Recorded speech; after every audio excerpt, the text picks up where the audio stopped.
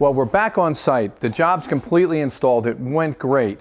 I'm looking down and I'm seeing that we have our engineering tab technology fully in place. We have an engineering tab right here. We have another one here, another engineering tab here, holding up the floor. This particular home had a lot of previous cracking in the floor, so our engineering tab technology was crucial to keeping the whole structural integrity of the foundation intact.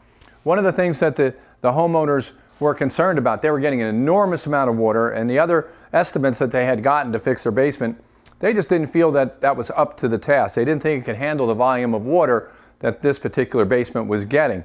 We went over the quotes and talked to my wife and decided that this was the best solution for our problem. So we put in a very, as they put it, robust system around the entire foundation. If you could feel it down here, it is bone dry. It's extremely dry. And I can tell you, I know the other systems, if they would have gone with another system, with the amount of water that they get down here, you'd never have that dry feeling that we have right now. You wouldn't get it anywhere near as dry as this. Now we're able to manage that water way below the bottom of the floor. That's the key to getting it dry. And we've done it in a way, and if you look around, we have another engineering tab here, and we have them periodically around the entire foundation supporting that floor.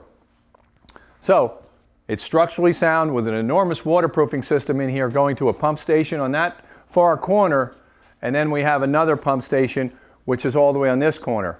What we've done is we've separated the basement in half, and we've pitched our pipe underneath the floor halfway going around to there, and this half going around to there to that pump station, and then from this half going around to that pump station, and then from there around to that pump station.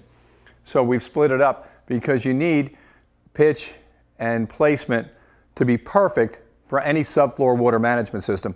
You just can't get it dry like this without the super dry system that we've installed here today, and the job went great.